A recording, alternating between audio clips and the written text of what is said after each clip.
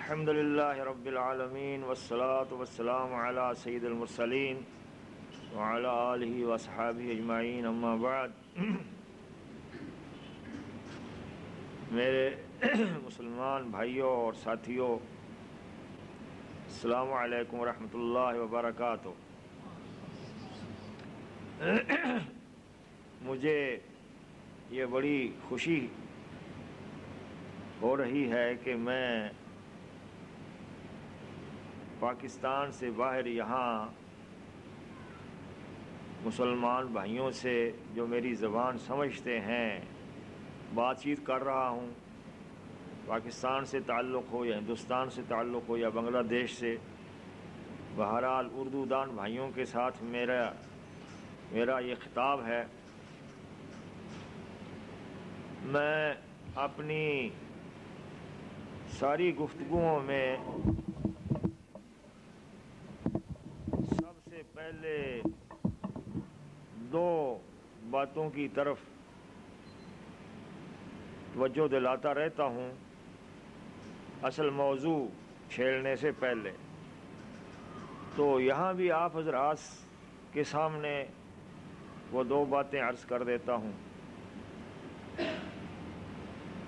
پہلی بات یہ ہے کہ ہم اس دنیا میں ایک ایسی حقیقت کے اندر رہ رہے ہیں جو ہمیں کسی وقت بھی فراموش نہ ہونی چاہیے، لیکن بالعموم فراموش ہو جاتی ہے، لہذا اس کی تذکیر اور یاد دہانی بار بار ضروری ہوتی ہے۔ وہ حقیقت یہ ہے کہ اللہ تعالیٰ نے ہمیں جو یہ زندگی عطا کی ہے، اور زندگی کے ساتھ بہت کچھ تعلقات ہیں، وابستہ ہیں چیزیں، زندگی عطا کی ہے، صلاحیتیں عطا کی ہیں، وسائل عطا کیے ہیں، اور دوسری چیزیں عطا کی ہیں، تو زندگی ان تمام چیزوں کے ساتھ جو انسان کے پاس ہوتی ہیں، یہ زندگی ایک فانی چیز ہے، اس کو بقا نہیں ہے۔ کوئی پتہ نہیں ہوتا کسی انسان کو اپنے بارے میں کہ وہ کس وقت اس حقیقت کا سامنا کرے گا۔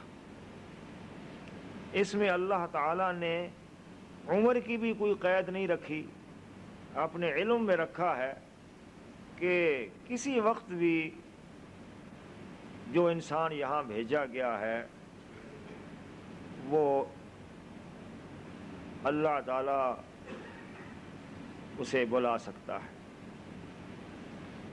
لہذا میرے بھائیوں اور آپ لوگ پہلے ہی اللہ سے تعلق رکھتے ہیں، دین کو سمجھتے ہیں، اور اللہ اور اس کے رسول کی اطاعت کا جذبہ رکھتے ہیں، بئی ہمہ میں ایک خیرخواہ ہونے کی حیثیت سے اپنے آپ کو بھی اور آپ کو بھی اس امر کی طرف توجہ دلانا ضروری سمجھتا ہوں کہ ہمیں ہمیشہ اس طرح سے تیار رہنا چاہیے، ہر وقت اور ہر لمحے، بچپن ہو یا جوانی یا بڑھاپا، ہر لمحے اس طرح تیار رہنا چاہیے کہ جس وقت بھی اللہ تعالیٰ کی طرف سے پیغام آئے، ہمیں اس پیغام کو لبیک کہتے ہوئے خوشی حاصل ہو رہی ہو، حسرتوں میں نہ ڈوب جائیں، حسرتوں میں اور افسوس میں کہ اے کاش میں یوں کرتا، میں یوں کرتا، اس میں کہیں ہم نہ ڈوب جائیں۔ جب جائیں اطمینان ہو کہ جو کچھ مہلت تھی ٹھیک پوری کر لی ہے، اب آگے اللہ تعالیٰ کے رحم پر ہیں، تو جاتے ہوئے کچھ اطمینان پاس ہو۔ آپ کے شاعر غالب نے کہا ہے، یک نظر بیش نہیں فرصت ہستی غافل، گرمی بزم ہے ایک رقص شرر ہونے تک۔ یہ بڑی حقیقت ہے زبردست۔ نغمہ ہائے غم کو ہی اے دل غنیمت جانیے، بے صدا ہو جائے گا یہ ساز ہستی ایک دن۔ یہ پہلی میری درخواست تھی، اگر انسان اس بات کو یاد رکھے تو اپنے زندگی کے معاملات میں، زندگی کی آرزوؤں میں بہت حسن پیدا کر سکتا ہے۔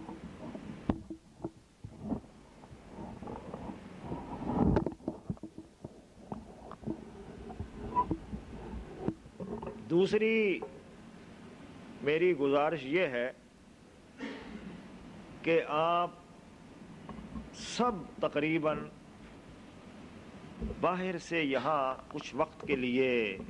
آئے ہیں، اس لیے کہ ہو سکتا ہے کہ اپنے اپنے وطن میں وہ وسائل پوری طرح مہیا نہ ہوتے ہوں جو زندگی میں ضروری ہوتے ہیں، ان کو بہتر طریقے سے حاصل کرنے کے لیے یہاں آئے۔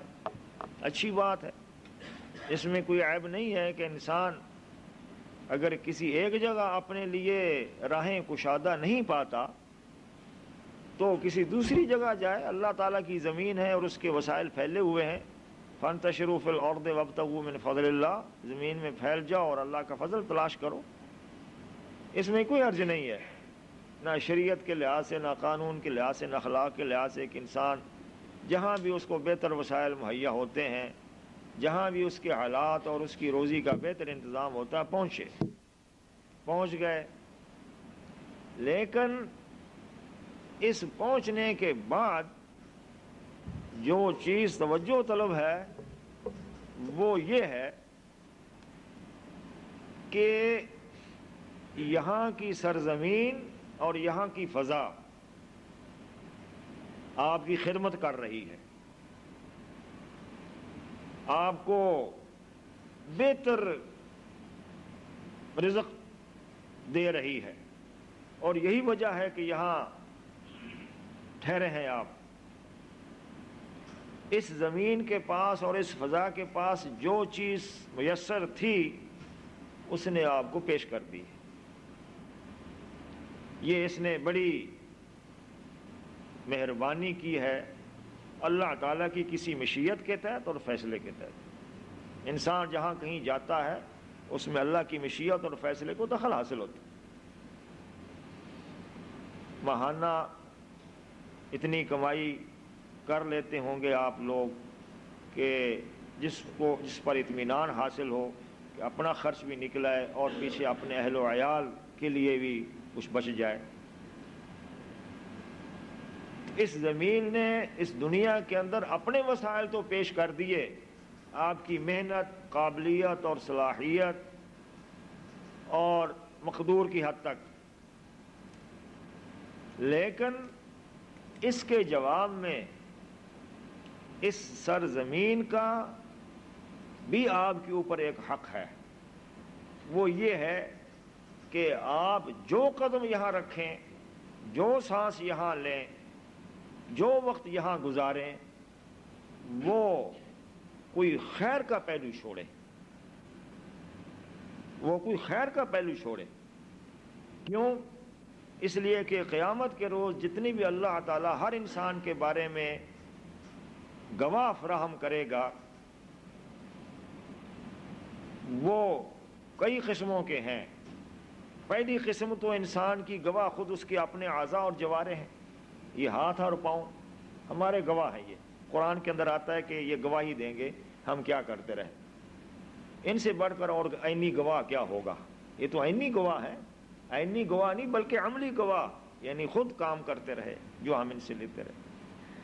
اور اس کے علاوہ ہمارے اعمال کا جو ریکارڈ تیار ہو رہا ہے فرشتوں کے ذریعے سے، وہ بھی ایک زبردست دستاویز ہوگی جو وہاں رکھ دی جائے گی۔ جیسے یہ حضرات ایک فلم لے لیتے ہیں اور اس کو دیکھ کر پوری چیز سمجھ میں آ جاتی، وہ ریکارڈ ہے۔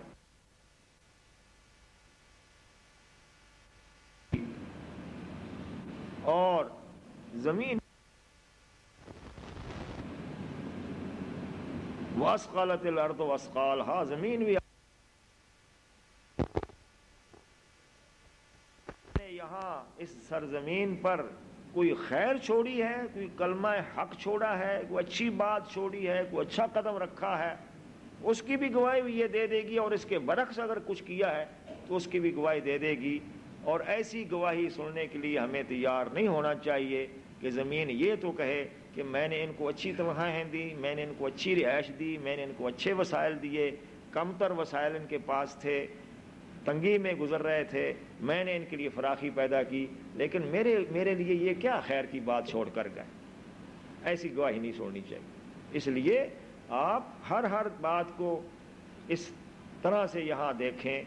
کہ ہمارے حق میں ہر چیز گواہی دینے والی۔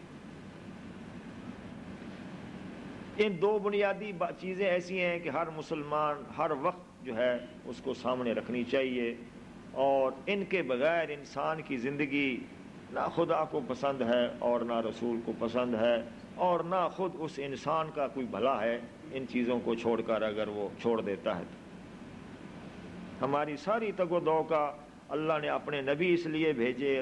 کتابیں اس لیے اتاریں، اور اللہ کے بندے اسی کام کے لیے انسانوں کے اندر محنت کرتے رہے کہ انسانوں کو اس حقیقت سے آشنا کراتے رہے۔ اس کے بعد ابتدائی کلمات کے بعد میں آپ کے سامنے جو مجھے موضوع سونپا گیا ہے اس پر کچھ مختصراً عرض کر دیتا ہوں۔ مجھے آپ لوگوں کے وقت کا بڑا خیال ہے، اور کبھی ایسی چیز میں پسند نہیں کرتا کہ بلا وجہ لوگوں کو انتظار میں ڈالا جائے اور تھکا دیا جائے تاکہ جو سن لی ہے بات وہ بھی اٹھتے ہی بھول جائے۔ مختصراً میں عرض کر دیتا ہوں۔ اس وقت دنیا میں مسلم ممالک میں بھی، اور مسلم ممالک میں عرب ملک خود آ جاتے ہیں، مسلم ممالک میں بھی اور دنیا کے دوسرے خطوں میں بھی جہاں انسان بستے ہیں یا مسلمان رہتے ہیں، ہر جگہ آج کل کسی نہ کسی شکل میں، کسی نہ کسی تناسب کے ساتھ، کسی نہ کسی رنگ میں اللہ تعالیٰ کا دین کی آواز اٹھ رہی ہے۔ آج اس وقت بڑی خوشی کی بات ہے کہ ہر جگہ مسلمانوں کے اندر یہ چیز برابر پھیل رہی ہے، ہم مسلمان ہیں اور ہمارا دنیا کے اندر یہ کام ہے، ہم اسلام کو بحال کریں، اسلام کو بالا کریں، اور اپنی زندگی کو اسلام کے مطابق بنانے کی کوشش کریں۔ یہ آواز، یہ کوشش، یہ خواہش ہر پیمانے پر افراد کی طرف سے بھی، جماعتوں کی طرف سے بھی کی جا رہی ہے۔ لیکن اس بات کو سمجھنے کے لیے کہ آج اگر ہم دیکھ رہے ہیں مثلا پاکستان میں ایک بڑی اچھی مضبوط آواز اٹھی ہوئی ہے، اسلام کی شریعت نافذ کرو۔ بنگلہ دیش میں بڑی جدوجہد ہو رہی ہے، اور جان لڑا کر لوگ جو ہیں وہ بنگلہ دیش کو اسلامی حیثیت دینے کے لیے اور بنگالی قوم کو اسلام کے راستے پر ڈالنے کے لیے کوشش کر رہے ہیں۔ حتیٰ کہ ہندوستان میں جہاں مسلمان ایک بہت بڑی اکثریت کے تحت ہیں، وہاں بھی نہ صرف اپنے وجود کو وہ قائم رکھے ہوئے ہیں تمام قربانیوں اور تکالیف کے باوجود، اور تمام خون ریزیوں اور فسادات کے باوجود، نہ صرف یہ کہ اپنے وجود کو باقی رکھے ہوئے ہیں بلکہ اور زیادہ پھیلنے کی اور اللہ تعالیٰ کے دین کو دوسروں تک پہنچانے کی بھی ہر ذریعے سے کوشش کر رہے ہیں،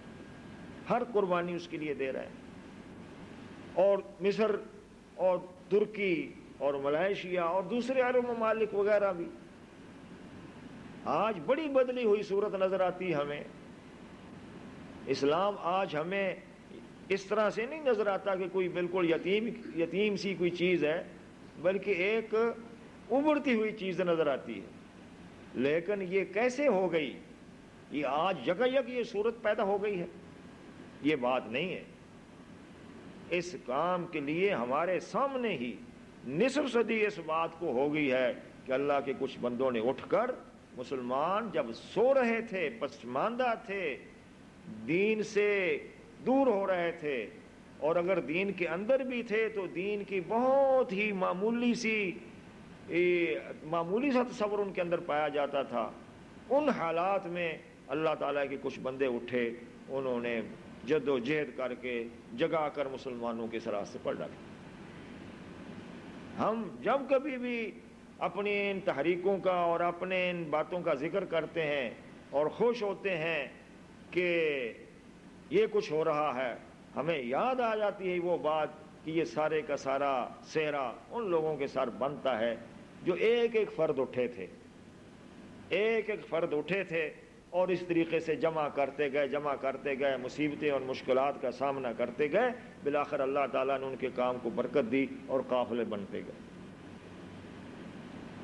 انہوں نے جو کام کیا، سب سے بڑا کام ان کا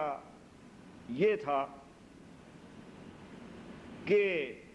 اس صدی کے شروع ہی کی بات ہے، یہ پہلی چوتھائی کی بات ہے یہ، کہ مسلمان سامراجی طاقتوں کے غلام تھے، سیاسی طور پر محکوم تھے اور علمی طور پر پسماندہ تھے، معاشی طور پر بھی آزاد نہیں تھے، کمزور بھی تھے اور آزاد بھی نہیں تھے معاشی زندگی میں۔ اس طرح سے سب سے بڑی جو چیز ان کے اندر پیدا ہو چکی تھی وہ یہ تھی کہ خود اپنے دین کی، جس دین نے ان کو دنیا کے اندر کسی زمانے میں طاقتور بھی بنایا تھا، آزاد بھی بنایا تھا، عروج بخشا تھا، تہذیب کا مالک بنایا تھا، دنیا کا امام بنا دیا تھا، اس دین کے صحیح تصور سے محروم ہو گئے تھے۔ بس یہ سمجھ لیا تھا کچھ لوگوں نے اور عام لوگوں نے بھی کہ نماز ادا کریں، مسجد بنا دیں، یتیم خانہ کھول دیں، کچھ خیراتی کام کر دیں، بہبود کی کچھ تھوڑے بہت کوئی منصوبے نافذ کر دیں تو ہمارا دین پورا ہو گیا، اللہ تعالیٰ کی کتاب قرآن کے حکام بھی پورے ہو گئے اور نبی کریم صلی اللہ علیہ وسلم سے بھی ہمارا تعلق قائم رہا۔ یہ بات نہیں تھی، یہ دین کا یہ تصور اتنا محدود نہیں تھا۔ لیکن میں آپ کو بتاتا ہوں کہ مسلمانوں کے اندر، تمام ممالک کے اندر اس طرح کی چیز پیدا ہوئی تھی، اور عثمانی خلافت کے خاتمے کے بعد تو پھر لادینیت نے، مغربی تہذیب نے اور دوسرے قومیتوں نے اور فیشنوں نے اور بہت ساری چیزوں نے تو یلغار کر دی تھی، اور یوں معلوم ہوتا تھا کہ اب یہ قوم کبھی نہیں اٹھ سکے گی۔ تہذیب مغرب کا اتنا جادو سر پر سوار ہو چکا تھا۔ اس وقت ان اللہ کے بندوں نے سب سے پہلا جو کام کیا ہے، اور اس کے وہ ہمارے لیے بڑے شکریہ کے مستحق ہیں، انہوں نے مسلمانوں کو دین کا صحیح تصور بتایا، اور یہ بتایا تم دین سمجھتے ہو کہ چند ایک کتابوں کے اندر ہے اور مسجدوں کے اندر، مسجدیں اللہ کا گھر ہے، دین کا ایک بڑا حصہ ہے، اور بھی دوسرے کام دین کا ایک حصہ ہے، لیکن دین کا بنیادی تصور یہ ہے کہ یہ ساری زندگی کے نظام کا نام ہے۔ تمہاری تہذیب اس کے مطابق ہو، تمہارا تمدن اس کے مطابق ہو، تمہارا معاشی نظام اس کے مطابق ہو، تمہارے سیاسی ادارے اس کے مطابق ہوں، دنیا میں عدل اور انصاف کو قائم کرو، دنیا کے اندر ظلم کو ختم کرو اور انسانوں کو جوڑو اور ان کو غیر اللہ کی غلامی سے نکال کر اور طاغوت کی حکمرانی سے نکال کر اللہ تعالیٰ کے سامنے جھکاؤ، اور اس طریقے سے پوری یہ انسانیت جو ہے اپنے ہاتھوں اپنی زندگی کا کوئی نظام بنانے کی بجائے خدا اور اس کے دیے ہوئے رسول کے نظام کی اطاعت کرے۔ یہ اتنا زبردست تصور تھا، اس کو کہتے ہیں اسلام کا انقلابی تصور۔ اس وقت تو یہ بات نرالی سمجھی گئی، لیکن اب اس تصور نے اس قدر اپنے آپ میں قوت حاصل کر لی ہے، اتنا اللہ کے فضل سے پھیل گیا ہے کہ اس کے نتیجے میں آج مسلمان بھی اور غیر مسلم بھی چند ایک افراد کو چھوڑ کر یہ بات سمجھ چکے ہیں کہ اس کا نام ہے اسلام۔ اسلام کا مطلب یہ ہے کہ یہ وہ نظام ہے جو اپنی ایک تہذیب رکھتا ہے اور موجودہ تہذیب کے خلاف ہے۔ اپنا معاشی نظام رکھتا ہے جس میں عدل و انصاف ہے، مساوات ہے، حقوق کا خیال ہے، اعتدال اور توازن ہے، اور اس معاشی نظام کے خلاف ہے جو سود کے اوپر اور سٹے کے اوپر اور ٹھگی کے اوپر اور لوٹ کھسوٹ کے اوپر چلتا ہے۔ اسلام پنجگانہ نمازی کا نئے نام نہیں ہے، بلکہ اسلام اس بات کا بھی نام ہے کہ اپنی قوم کے پسماندہ طبقات کو، اپنی قوم کے گرے ہوئے لوگوں کو اور اپنی قوم کے پیچھے رہ جانے والے انسانوں کو اٹھاؤ اور ان کے اندر بھی وہی انسانیت کا جذبہ پیدا کرو، اور ان کے اندر بھی وہی خود اعتمادی، اور ان کے اندر وہ بھی پیدا کرو کہ جو تمہارے اندر پیدا ہے اور جو اللہ اور اس کا رسول چاہتے۔ یہ ایک بڑا زبردست انقلابی پیغام ہے، اعلیٰ قسم کے انسان تیار کرنا، ایسا انسان جس کی گردن ایک خدا کے سامنے جھکنے کے بعد کسی کے سامنے نہ جھکے، کسی شخص کے سامنے، کسی گروہ کے سامنے، کسی خاندان کے سامنے، کسی نظام کے سامنے، کسی نظریے کے سامنے نہ جھکتی اس کی گردن۔ اور یہی توحید کا پیغام ہے۔ یہ تصور اجاگر کیا، اس تصور اجاگر ہونے کے بعد تو اس کی خاصیت یہ ہے کہ انسانوں کو بالکل مٹی سے کیمیا بنا دیتا ہے، مٹی سے کیمیا بنا دیتا ہے، لوہے سے کندن بنا دیتا ہے۔ یہ اس کی خاصیت ہے۔ انسان کو معلوم ہوتا ہے کہ سمجھنے لگتا ہے کہ اتنی کائنات جو میرے سامنے بکھری ہوئی ہے، اس کو اللہ تعالیٰ نے میرے لیے پیدا کیا ہے، مجھے استعمال کرنی چاہیے، اور مجھے اس طرح سے اس کو استعمال کرنا چاہیے جس طریقے سے میرے خدا نے مجھے حکم دیا ہے۔ تو اس طریقے سے پہلے یہ بات انہوں نے کی ہے، اور اس کا نتیجہ اس کی وجہ یہ ہے کہ نتیجہ یہ نکلا ہے کہ آج تمام جگہ اللہ کے فضل و کرم سے اس انقلابی تصور کے ساتھ تحریکیں بھی اٹھی ہوئی ہیں، جماعتیں منظم ہیں، نوجوان نکلے ہوئے ہیں، اور مختلف ادارے مختلف حیثیتوں سے کام کر رہے ہیں۔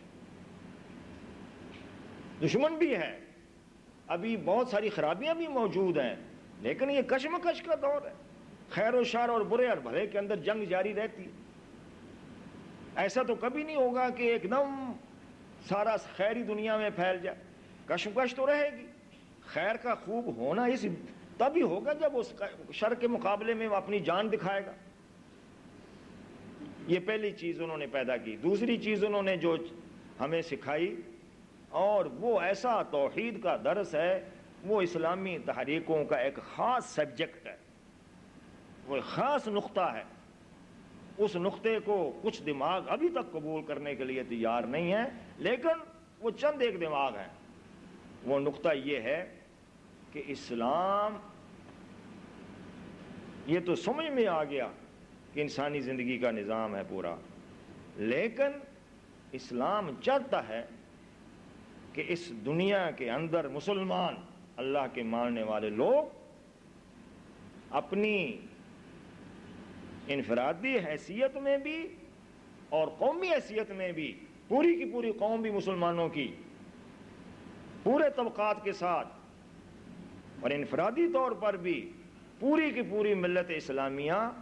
اگر وہ خدا کو ماننے والی ہے تو خدا کے پیغام توحید کا یہ تقاضا ہے کہ اسے خدا کی حاکمیت قائم کرنی چاہیے۔ سورنٹی آف گاڈ، خدا کی حاکمیت قائم کرنی چاہیے، یعنی تمام قوانین سازی، تمام چیزیں، تمام زندگی کے ادارے اور نظامات جتنے بھی ہیں، اس پر اللہ تعالیٰ کو حاکم اعلیٰ تسلیم کیا جائے۔ اس بات نے ایسی جنگ چھیڑ رکھی ہے، اس لفظ سے جتنے بھی دوسرے شیطانی نظریات اور گروہ اور ادارے ہیں، وہ سمجھتے ہیں کہ یہ ایک ایسی چیز ہے کہ یہ اس کی زد ہمارے اوپر پڑ رہی ہے، شیطان لرز رہا ہے۔ حاکمیت خدا کا مطلب یہ ہے کہ ہم اس اپنی زندگی میں جس طریقے سے ہم سمجھتے ہیں کہ اللہ تعالیٰ نے ہوا پیدا کی ہے اور وہ اس کے قانون کے تحت چل رہی ہے، جس طریقے سے سورج اور روشنی اس کے قانون کے تحت چل رہی ہے، جس طریقے سے خود ہمارا جسم اس کے قانون کے تحت چل رہا ہے، اس میں وہ کوئی انحراف نہیں کر سکتے، اسی طریقے سے اللہ تعالیٰ نے جس باتوں میں ہمیں اختیار دے دیا ہے کہ ہم کریں یا نہ کریں، ان باتوں کے اندر بھی ہم اس بات کا اعلان کرتے ہیں کہ ہم اللہ تعالیٰ کی حاکمیت کو مانتے ہیں اور اس کے سوا کسی حاکموں کو ماننے کے لیے تیار نہیں۔ کوئی خاندان ہو، کوئی گروہ ہو، کوئی نظریہ ہو، کوئی پارٹی ہو، کوئی قوم ہو، نہیں ماننے کے لیے تیار۔ یہ حاکمیت خدا کا تصور. اور تیسری چیز ان حضرات نے جو پیدا کی اور وہ بڑھ گئی ہے اب وہ لے ایسی ہے کہ اب وہ بڑھ رہی، وہ ہے مسلمانوں کے اندر ایک مردہ سنت کو زندہ کرنا. جو سنت، جو دین کا ایک روشن پیغام اور اصول مر چکا تھا، اسے زندہ کیا. وہ کیا چیز؟ جہاد فی سبیل اللہ. آج ہی مجھے جمعیت الاصلاح الاجتماعی کے اس اجتماع میں جہاں میں نے تقریر کی اور افغانستان کے جہاد کی بات آئی تو بعد میں مجھے ایک صاحب کہنے لگے 800 سال کے بعد جہاد افغانستان میں اب شروع ہوا، جس کو ہم اسلامی جہاد کہتے ہیں، ایک مدت کے بعد. یہ دین کا ایک ایسا اہم باب ہے، اس کے بارے میں حضور صلی اللہ علیہ وسلم نے فرمایا کہ راس الامر الاسلام، کہ اسلامی تحریک یا اسلامی نظام کی بنیاد جو ہے وہ اسلام ہے، یعنی خدا کے آگے سر جھکنا اور اس کی اطاعت کرنا. وعمودہ الصلاۃ، اور اس کا ستون ہے نماز کو قائم کرنا، کیونکہ اگر ستون نہ ہوگا تو پھر وہ نہ خیمہ رہا نہ عمارت رہی. نماز. وذروۃ سنامہ الجہاد، اور اسلامی نظام کا تاج ذروۃ سنامہ، اس کا میں نے بامحاورہ ترجمہ کر دیا ہے، اس کا اسلام کا تاج، اسلام کی شوکت، اسلام کا عروج، اسلام کی شان، اسلام کا وقار، اسلام کی عزت اور اسلام کا غلبہ جہاد. مسلمانوں کے اندر جہاد تھا، خود نبی کریم صلی اللہ علیہ وسلم نے اس کا آغاز فرمایا. نہ صرف آغاز فرمایا بلکہ خود جاتے رہے، اپنی ساری مصروفیتوں کے باوجود صدر ہونے کی حیثیت سے اور رسول ہونے کی حیثیت سے مدینہ منورہ میں نہیں بیٹھے رہتے تھے کہ میں نے دستے بنا دیے جا کر جہاد کریں. نہیں، خود جاتے رہے، خود قیادت کرتے رہے، خود سمجھاتے رہے، لڑتے بھی رہے، دعائیں بھی مانگتے رہے، سکھاتے بھی رہے. اور آپ کے بعد آپ کے خلفائے راشدین نے اس کو بڑی طاقت کے ساتھ اور ہمت کے ساتھ اور حالات کو اچھی طرح سامنا کرنے کے ساتھ اس کو جاری رکھا،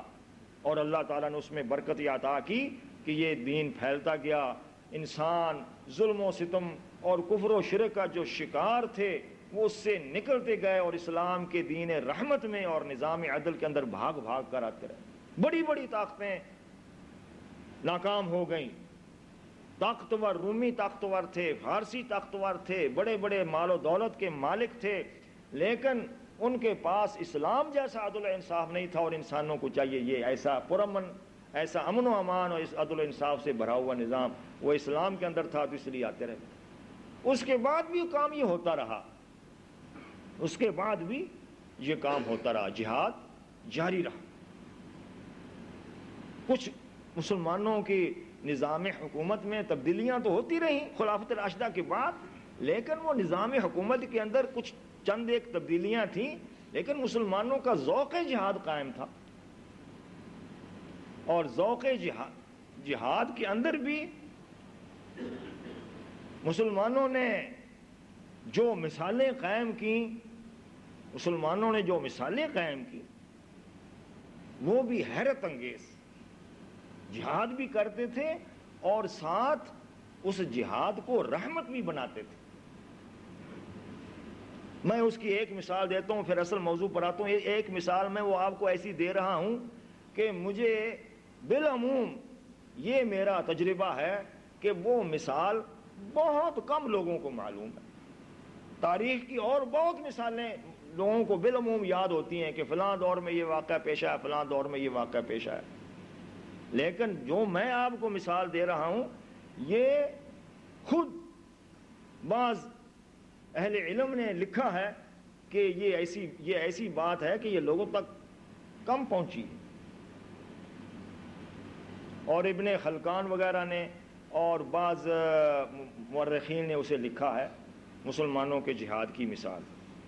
پھر آگے اصل بات میں کروں گا، لیکن بعض ایسے اچھے حقائق ہمارے پاس موجود ہیں جسے ہم سینے سے لگا کر رکھیں اور جس کو ہم مثال کے طور پر پیش کریں۔ سمرقند جو اس وقت روس کے اندر ایک شہر ہے، سمرقند بڑا مشہور شہر ہے، بخارا بھی اور سمرقند بھی۔ اس زمانے میں یہ خاقان چین کے تحت ہوتا تھا، یہ شہر خاقان چین۔ پہلے حضرت عمر بن عبدالعزیز کے زمانے میں یہاں ایک مہم بھیجی گئی جہاد کی، جس کے قائد تھے بڑے مشہور مسلم قائد اور کمانڈر قتیبہ بن مسلم باہلی۔ قتیبہ بن مسلم، اس کے بارے میں اس کے حالات زندگی کے اوپر کتابیں ملتی ہیں، اردو میں تو میں نے نہیں دیکھی، عربی میں ابھی جمیعت الاصلاح کی لائبریری کے اندر دیکھ کر آیا ہوں، بڑی خوشی ہوئی کہ اس کے حالات کے اوپر ایک کتنی موٹی کتاب پڑھی، قتیبہ بن مسلم مسلمان فاتح سپہ سالار۔ قتیبہ بن مسلم باہلی نے سمرقند پر حملہ کر دیا۔ وہ اس وقت وہ کافر اور مشرک قومیں بستی تھی، بت پرست قومیں تھی۔ قتیبہ بن مسلم سے ایک غلطی ہو گئی، وہ یہ کہ وہ اسلام کا جو طریقہ جہاد ہے اس کی انہوں نے پابندی نہیں کی۔ اسلام کا طریقہ جہاد یہ ہے کہ جس قوم کے سامنے آپ جا رہے ہیں اس کو پہلے اللہ کے دین کی دعوت پیش کریں، شاید وہ اللہ کے دین کو مان لیں۔ اگر وہ اللہ کے دین کو مان لیتے ہیں تو پھر تو جہاد لڑنے کی ضرورت نہیں ہے، لیکن مجبوراً نہیں انہیں کچھ کہا جائے گا۔ دوسری بات یہ کہ اگر وہ نہ مانے تو انہیں کہا جائے کہ پھر آپ ہمارے ساتھ صلح کریں، کوئی جزیہ ادا کریں، خراج ادا کریں، ہم نہیں لڑیں گے۔ کیونکہ مسلمانوں کا تو منشا یہ ہوتا ہے کہ دراصل یہ نظام ظلم ختم کیا جائے، لوگوں کو ذرا آزادانہ سوچنے کا موقع دیا جائے۔ اور اگر وہ یہ بھی نہ مانے پھر انہیں اطلاع دیتے ہیں کہ ہم آپ لوگوں سے جنگ کریں گے اور فلاں دن ہمارا اور آپ کا مارکا ہوگا۔ یہ بڑی ہمت کی بات۔ ان تینوں باتوں میں سے کوئی بات قتیبہ بن مسلم نے پوری نہ کی اور یکا یک ایک بہت بڑی فوج کے ساتھ سمرقند پر قبضہ کر لیا۔ اور ایسا دنیا میں ہوتا رہا ہے، ایسا ہوتا رہا ہے دنیا میں۔ دوسرے اسکندر وغیرہ اٹھے فاتحین، اور بڑے بڑے فاتحین اٹھے ہیں، یونانی فاتحین اور ایرانی فاتحین۔ ہمیشہ تاریخ بتاتی ہے کہ یہ لوگ فوج لے کر جاتے تھے اور قتل و خون کر کے اور تباہی اور لوٹ کھسوٹ مچا کر ملکوں پر قبضے کر لیتے تھے۔ کون اس بات کی پرواہ کرتا تھا کہ ان کو ہمیں بتانا ہی نہیں ہے؟ بلکہ الحرب خدعۃ یہ کہہ کر کہ جنگ نام دھوکے کا ہے، جتنا زیادہ دھوکہ دو اور ان پر قابو پانے کے لیے، یہ تو دنیا کرتی رہی ہے۔ قتیبہ بن مسلم نے اس طرح سے کر لیا، لیکن ہوا کیا؟ اہل سمرقند کو جب یہ پتا چلا کہ یہ ایک ہمارے اوپر یہ لوگ آ کر راتوں رات پہنچے ہیں اور انہوں نے شہر کے اندر گشت شروع کر دی اور اعلان کر دیا ہے کہ ہم ہیں اس شہر کے اس وقت ذمہ دار، انہوں نے ایک وفد بھیجا خلیفہ کے پاس اور جا کر یہ شکایت کی کہ ہم نے آپ لوگوں کے بارے میں سن رکھا تھا، کچھ دوسرے علاقوں سے یہ خبریں آیا کرتی تھیں کہ آپ لوگ بڑے عدل پرست اور بڑے اصول پسند ہیں، لیکن ہمارے بارے میں آپ کے ایک ہم آدمی نے تو یہ اصول اختیار نہیں کیا۔ خلیفہ نے یہ کیس، یہ ملٹری کا کیس تھا، ملٹری کا کیس۔ آج کل ملٹری کے کیس جو ہے نا وہ ملٹری کے اندر ہی رکھے جاتے ہیں۔ خلیفہ نے فوراً یہ کیس اپنی ایک قاضی کھلی عدالت جو بغداد کا قاضی تھا اس کے پاس بھیج دیا، بغداد کے قاضی کے پاس،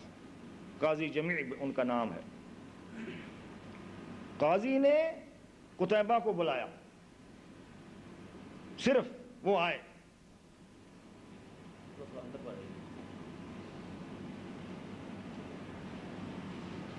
اور وہ وفد وہاں بیٹھا ہوا تھا جو مستغیث تھا، جس کا استغاثہ تھا۔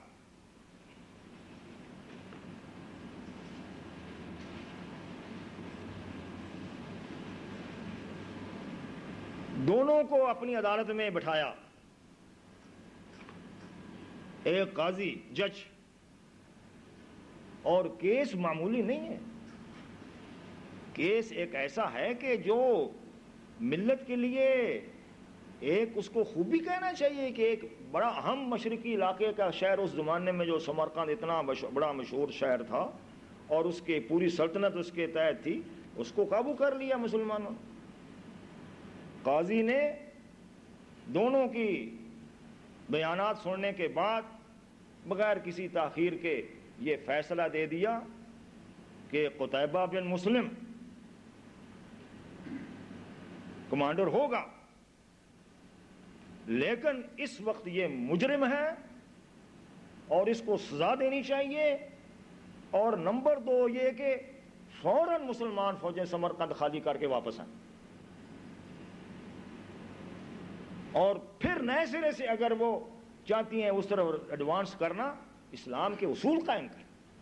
ہم اسلام کے اصول نہیں پامال ہونے دیں گے اس سلسلے میں۔ ملٹری کا کیس ایک سول جج نے، یہ ہمارے قاضیوں کی جرت تھی، یہ اسلام کے اصول تھے۔ چنانچہ اس کے مطابق تمام وہاں کے فوجوں کو، جن کی بڑی تعداد تھی، ان کو حکم دیا گیا، انہوں نے فوراً فرما برداری کی اور سارا شہر خالی کر کے چل پڑے، اور جب چل پڑے تو اہل سمرقند ان کے پیچھے دوڑ کر آئے۔ جب انہوں نے یہ دیکھا کہ ان کی عدالت نے یہ فیصلہ دیا ہے کہ انہوں نے زیادتی کی ہے ان انسانوں کے ساتھ، یہ طریقہ ہمارا نہیں ہے دنیا کے اندر، وہ بیچاری قومیں حکمرانوں کے ظلم و ستم برداشت کرنے والی، لوٹ کھسوٹ کی نشانہ بنی رہتی تھی، نہ ان کی عزت محفوظ ہوتی تھی، نہ آبرو محفوظ ہوتی تھی، نہ جان نہ مال۔ جب انہوں نے یہ سوچا وہ تو حیران رہ گئے، اور پیچھے دوڑے دوڑے آئے ان کے ذمہ دار لوگ اور بڑے سیانے لوگ کہ حضرات یہ بات نہیں ہے، آپ یہاں رہیں،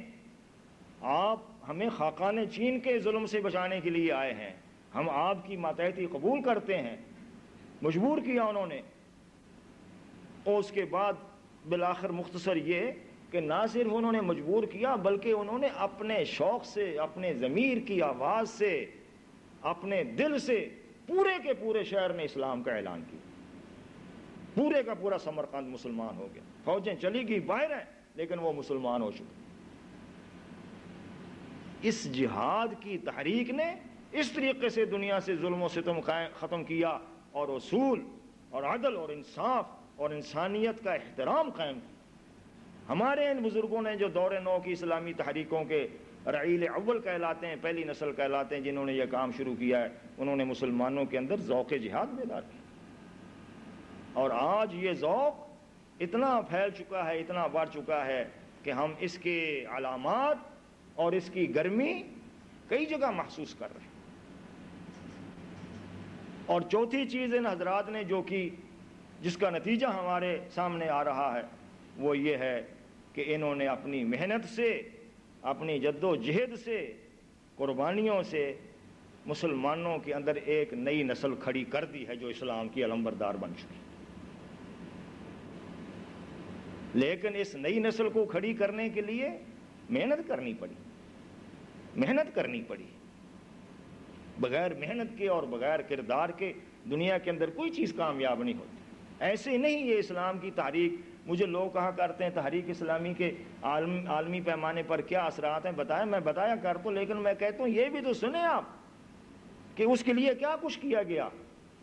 کوئی تحریک بغیر اصول پرستی کے، بغیر اعلیٰ کردار کے، بغیر بہادری اور شجاعت کے نہیں چل سکتی۔ اخوان المسلمون ابھی میں ہو کر آیا مصر سے، وہاں سے آ رہا ہوں اور آپ لوگوں کے پاس یہاں پہنچا ہوں، راستے میں ہی ہوں، وہاں دیکھا میں نے ان کے اثرات دیکھیں۔ میرے علم کی حد تک اور اندازے کی حد تک اس وقت مصر کی بہت اچھی قابل لحاظ وہ طاقت بن چکے۔ نوجوانوں کو میں نے دیکھا مسجدیں ان سے بھری ہوئی، لڑکیوں کو میں نے دیکھا کہ کوئی 50-60-70% انہوں نے پردے کر لیے۔ میں نے پہلے بھی مصر دیکھا، کئی آج سے 10-12 سال پہلے 1964 میں دیکھا تھا، بہت بری حالت تھی، لیکن اب وہاں پابندیاں ہیں، جماعت اپنے نام سے نہیں کام کر سکتی، سب کے باوجود یہ حال ہے کہ میں نے اسکندریہ میں تقریر کی، میری تقریر کا موضوع تھا جہاد افغانستان اور اسلامی تحریک، کچھ اس طرح سے اسکندریہ میں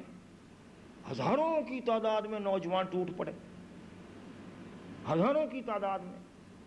اجتماع کی آزادی نہیں اور اس طریقے سے جلسے نہیں کر سکتے، وہاں ایمرجنسی لاگو ہے، پرواہ نہیں۔ لیکن میں یہ آپ کو بتاتا ہوں کہ یہ بات ٹھیک ہے کہ ان کے اندر اتنی جرأت و ہمت ہے۔ یہ جرأت اور ہمت جو ہے یہ کیسے پیدا ہوئی؟ اس جرأت اور ہمت کو پیدا کرنے کے لیے کوئی مسیحا چاہیے، مسیحا۔ ہر آدمی کا یہ کام نہیں، اور وہ مسیحا میں آپ کو بتاتا ہوں مسیحا کیسا تھا۔ امام حسن البنا اصولوں کی خاطر شہید ہو گئے 1949 میں، انہوں نے جان دے دی، پرواہ نہیں کی۔ اور ان کے پھر 1954 میں ان کے اور ساتھی 6 پھانسی پر لگ گئے، پرواہ نہیں۔ 1966 میں ان کے ایک اور ساتھی، 3 ساتھی وہ گرفت میں آئے، ان کو بھی پھانسی دے دی، پرواہ نہیں۔ ان میں سے ایک کی مثال بتاتا ہوں، مسیحا کیسے ہوتا ہے۔ مسیحا سید قطب رحمۃ اللہ علیہ۔ یہ اس لیے بیان کر رہا ہوں میں کہ یہ کتابوں میں پڑھتا رہا ہوں، لوگوں میں سنتا رہا ہوں، آنکھوں سے دیکھ کر آیا۔ سید قطب کو جس پھانسی کی سزا دی گئی، سنائی گئی، وہ اور 2 ان کے ساتھ جس صبح ان کو تختہ دار کے اوپر لٹکانا تھا، صبح یہ کام کرتے ہیں یہ لوگ۔ اسی رات کی بات ہے کہ ان کے پاس جمال عبد الناصر کا ایک ایلچی گیا پیغام لے کر کہ اس سید کو کہہ دو چھوٹے سے پرزے کے اوپر معمولی سا معذرت نامہ لکھ دے یا غلطی کو تسلیم کر دے، رہا کر دیں گے، پھانسی کی سزا بھی ختم ہو جائے گی، رہا کر دیں گے، اور اس کی خواہش کے مطابق کوئی منصب بھی اس کو مل سکتا ہے۔ اب سید کو پتا ہے کہ مجھے یہ سزا سنائی جا چکی ہے، اور یہ بھی معلوم ہے کہ یہ رات وہی ہے۔ 5-7 گھنٹے کا وقفہ باقی ہے، اور یہ پیغام بھی با اختیار شخصیت کا ہے، درمیان میں کسی کا نہیں ہے، اور اضطرار کی حالت میں مسلمان کے جان بچا لینے کو بھی اللہ معاف کرتا ہے۔ الا من اکرہ وقلبہ مطمئن بالایمان، دل اگر مطمئن ہو تو۔ یہ سارے کے سارے شریعت کے جواز موجود ہیں، ساری دلیلیں موجود ہیں، لیکن اس نے آدھے گھنٹے تک وہ تقریر کی، سمجھاتا رہا سید کو، سید اس سے مصر کا بھلا ہوگا، مصر میں تم اور زیادہ بہتر طریقے سے کام کر سکو گے، اچھے صاحب علم ہو، تفسیر اچھی لکھی ہے تم نے، فی ظلال القرآن کے نام سے کتابیں تمہاری اچھی ہیں، بہت کچھ وہ سمجھانے کی کوشش کرتا رہا۔ ہو سکتا ہے وہ خیر خواہ ہو سکتا ہے وہ اس بات کو دوسرے کی صاحب کی طرف سے کہہ رہا ہو۔ تو سید کے ایک شاگرد ہیں، انہوں نے پھر بعد میں جو کتاب لکھی، میں وہ جملہ رکھتا ہوں آپ کے سامنے، کیا جواب تھا میں بتاتا ہوں۔ اس طرح کے یہ لوگ مسیحا تھے۔ آج اگر کوئی چیز پائی جاتی ہے تو یوں نہیں اٹھ کھڑی ہوئی، اللہ کی سنت کے مطابق اٹھی ہے، جیسے جو اللہ کا طریقہ۔ سید نے کہا میرے بھائی آپ کی بات میں نے سن لی، میری یہ انگلی جو 5 وقت اللہ کی دربار میں شہادت دیا کرتی ہے اور کہتی ہے اشہد اللہ الہ الا اللہ و اشہد ان محمد عبدہ و رسولہ، 5 مرتبہ اللہ کے حضور یہ میری انگلی اس کی وحدانیت کی شہادت دیتی ہے، اس کی الوہیت کی شہادت دیتی ہے۔ یہ میری انگلی اب کسی باطل کے سامنے کوئی معذرت لکھنے کے لیے تیار نہیں۔ یہ جذبات کی بات نہیں ہے، یہ اس نے سوچ کر، یہ اتنا کوئی شاعری نہیں کی انہوں نے، اس لیے کہ اس فیصلے کا انہوں نے نتیجہ 5-6 گھنٹے کے بعد بھگت لیا، پھانسی پر لٹک گئے، توکل علی اللہ۔ یہ چیز جو ہے، اس طرح کا کردار وہ تھے اور ان کے ساتھ 2 اور تھے۔ اس طرح کے کردار نے دراصل وہاں کی نئی نسل کے اندر ایک ایسا جذبہ بھڑکا دیا ہے، ان کے خون کے اندر ایک ایسی طاقت پیدا کر دی ہے، ان کے عزائم کے اندر ایک ایسی صلابت پیدا کر دی ہے کہ وہ کسی بھی حالات کو، کسی طرح کی چیز کو ہیچ سکتے۔ پہلے سید کی فی ظلال القرآن کاغذوں کے اوپر چھپی ہوئی پھیلتی تھی، اور آج سید جو ہے خود چلتا پھرتا نظر آتا ہے اپنی کتاب کے اندر۔ گلی کوچوں میں سید قطب حسن البنا، سید قطب حسن البنا، نوجوان ہر گھر جو ہے وہ سید قطب ہے، اور ہر گلی سید قطب۔ اس کردار کے ساتھ اگر کوئی طاقت، کوئی نوجوان، کوئی خواہش مند رکھنے والا، کوئی گروہ، کوئی جماعت، کوئی تنظیم، کوئی دعوت دین کے علمبردار اگر اس طرح کا کردار ساتھ لے کر نہیں آئیں گے تو اس کا کوئی نتیجہ برآمد نہیں ہوگا، اس کا کوئی اثر نہیں نکلتا۔ تقریریں دنیا بہت سنتی رہتی، ہمیشہ دنیا پیاسی ہے کردار کی، عمل کی، نمونے کی، اپنی بات جو کہی گئی ہے اس کے مطابق اس کی جھلک دیکھنے کی۔ تو میں یہ عرض کر رہا ہوں کہ ان حضرات نے یہ نئی نسل تیار کی ہے اور اس کو پروان چڑھایا۔ ترکی کے اندر بھی یہی حال ہے۔ ترکی کے اندر تو ایک ایسا زمانہ تھا جب مصطفیٰ کمال پاشا نے اسلام کے اوپر اتنی ضرب لگائی کہ لرز اٹھتا ہے انسان سن کر۔ 1924 میں اس نے ایک اقدام شروع کیا اور 1933 میں آ کر اس نے مکمل کر دیا۔ مسجدیں بند ہو جائیں، عربی زبان ممنوع قرار دے دی گئی، قرآن کریم کی تعلیم ممنوع قرار دے دی گئی، علماء کچھ ختم ہو گئے، کچھ علماء قتل کر دیے گئے، کچھ در بدر ہو گئے، اور اس طریقے سے ایسا وہاں ظلم و ستم کا دور چھایا۔ عربوں کی دشمنی میں اسلام کے اوپر ضرب لگائی۔ عربوں سے دشمنی تھی تو عربوں سے بدلہ لیتے۔ یہ کوئی دین عربوں کا، دین انسانوں کا، عرب بھی، غیر عرب بھی، عجم بھی، اور افریقی بھی، اور ایشیائی بھی، اور یورپی بھی، اور سارے اللہ کا دین ہے۔ لیکن اس نے اسلام کے اوپر ضرب لگائی اور ضبط کاری ضرب لگائی، اور اس کے خلیفہ نے عصمت انہوں نے اس کام کو جاری رکھا۔ بڑا ترک ملت نے وہ تاریخ دور دیکھا، زبردست، باہر خبریں بھی کم پہنچتی رہیں کیا کچھ ہو رہا ہے۔ ہم لوگ ان لیڈروں کو بڑی داد دیتے رہے کہ وہ بڑے غازی نکلے اور بڑا یہ کیا، چونکہ انہوں نے شروع میں یقیناً بڑا لڑائی لڑی تھی اور بہت زبردست ترکی کو بچانے کے لیے کارنامے سر انجام دیے تھے، لیکن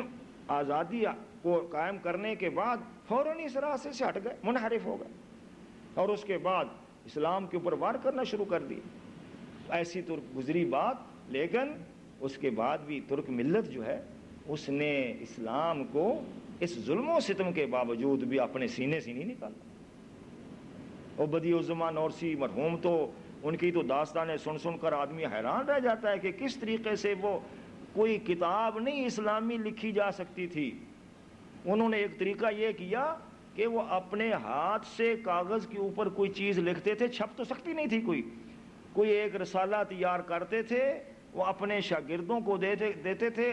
ہر شاگرد اس کا 10 کاپیاں تیار کرتا تھا، اس طریقے سے سینکڑوں کاپیاں تیار کر کے چپ کے لوگوں کے ہاتھوں میں دیتے تھے، تاکہ اتنی جو الحاد کی رو چل پڑی ہے، مغربیت کی رو چل پڑی ہے، اور اس طریقے سے یہ جو فتنہ پیدا ہو گیا ہے، اس کا کچھ نہ کچھ تو جواب ہونا چاہیے۔ بیچارے کو جیلوں میں ڈالا گیا تو زندگی تو جیلوں میں اس کے گزری، داڑھی اس کی نوچی گئی اور کیا کچھ نہیں کیا گیا، لیکن اور مسلمانوں کا یہ حال۔ ہم ترکی میں گئے، وہاں ایک خاتون نے ہماری دعوت کی، بوڑھی خاتون، اور دعوت اس طرح کی کہ ایک مسجد میں میں اور چودھری رحمت اللہ صاحب نے نماز پڑھی، تو مسجد کی نماز پڑھنے کے بعد مسجد کے امام سے ہم نے ہاتھ ملایا، اس کا نام علی تھا، تو وہ ہمیں دیکھتے ہی اس نے، ابھی پہنچے ہی تھے ہم انقرہ میں، سامان ہوٹل میں رکھا تھا اور ساتھ والی مسجد میں گئے تھے اور سوچ رہے تھے کہ کچھ پتے وتے ملیں، یہ 1971-72 کی بات ہے، کچھ پتے ملیں تو ہم کوئی آگے اپنے تعلقات قائم کریں، تو وہ اس نے دیکھا پاکستانی گلے سے لگا لی، کہنے لگے آج تو میرے ہاں ہی تم نے کھانا کھانا ہے۔ ہم چلے گئے، شام کو پہنچے تھے، مغرب کی نماز ہی ہمیں گھر میں لے گیا، وہ تھا اور اس کی ایک بوڑھی ماں تھی بیچاری معمر۔ اس بوڑھی ماں نے ہمیں بتایا، یہ علی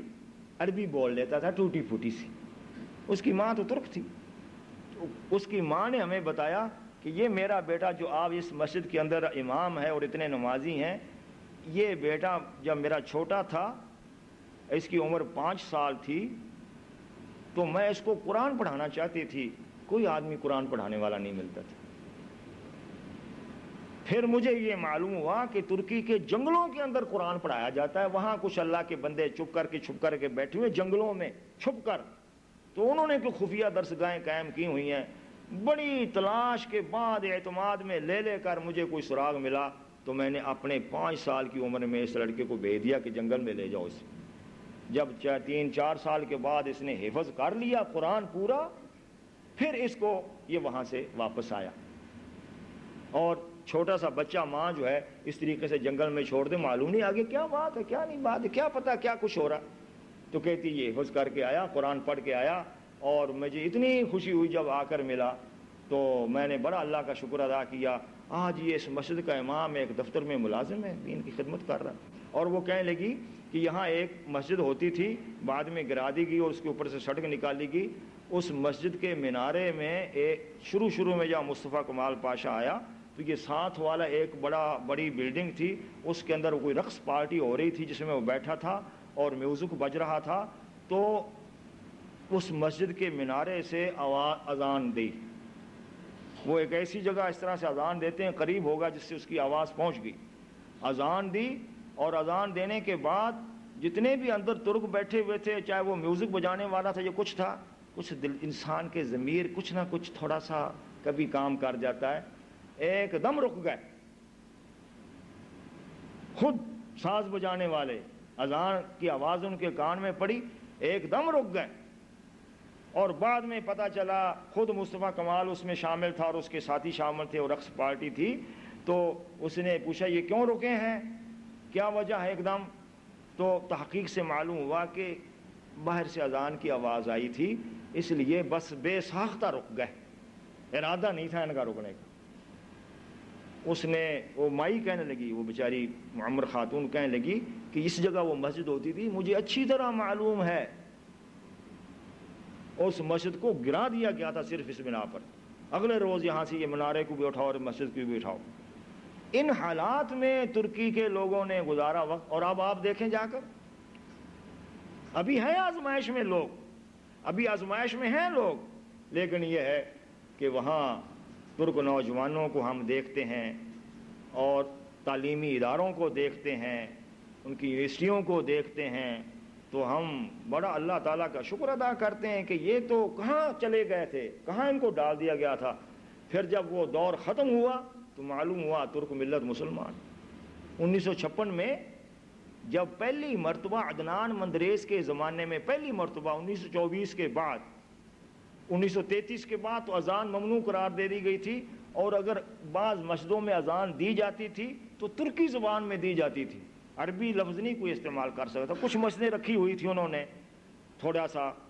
کوئی باقی رکھنے کے لیے، دکھانے کے لیے، تو وہ ترکی کی بجائے، اس عربی کی بجائے ترکی کے میں اذان دیتے تھے، جیسے ہم عربی کی بجائے اردو میں اذان دینا شروع کر دیں تو اپنی ترکی زبان میں۔ یہ بھی ایک عربی کے خلاف تعصب تھا۔ عدنان مندریس نے الیکشن میں جب آیا تو اس نے وعدہ کیا تھا کہ اے ترک نوجوانوں اور ترک ملت کے لوگوں، اگر میں کامیاب ہو گیا تو میں عربی زبان کو بحال کر دوں گا۔ کامیاب ہوا، اور اس کے بعد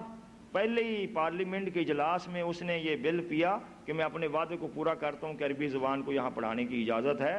عربی میں اذان بھی دی جا سکتی ہے اور نماز بھی پڑھی جا سکتی ہے۔ تو اس وقت ہمیں تو ان دوستوں نے جو اب بھی موجود ہیں، کوئی 1956 کی دور کی بات نہیں ہے، وہ کہتے ہیں جی ایک دم مسجدوں سے اذانیں عربی میں برآمد ہوئیں اور مسلمان لوگ جو تھے اچھل پڑے، اور لوگوں نے جانور لالا کر سڑکوں کے اوپر قربانیاں شروع کی خوشی کے اندر، شکرانے کے اندر، یا اللہ تیرا شکر ہے عربی کے اندر ہم نے تیری اذان سنی ہے اور تیری آواز سنی، تیرے پیغام کی آواز سنی ہے سڑکوں کے اوپر۔ اس قوم کو کوئی ہٹا سکتا ہے اسلام سے؟ میں سمجھتا ہوں اس دنیا کے اندر، اس دور کے اندر قومیں ساری بہت اچھی ہیں، ہر مسلمان قوم بہت اچھی ہے، لیکن کچھ قوموں کے اندر کچھ ایسی خوبیاں پائی جاتی ہیں جو نسبتاً دوسروں سے ممتاز ہو جاتی ہیں۔ ان میں سے ایک ترک ملت ہے،